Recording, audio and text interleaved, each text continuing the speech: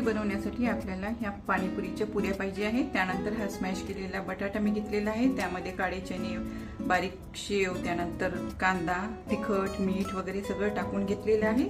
खारी बुंदी आणि बारीक शेव, घट्ट दही, त्यानंतर हा रगडा, चिंच खजूर चटणी, बारीक कट केलेला कांदा, मीठ, जिरा पावडर आणि हा काळं मीठ आणि आपल्याला तिखट आवश्यकसाठी मी इथे 6 पुऱ्या घेत आहे।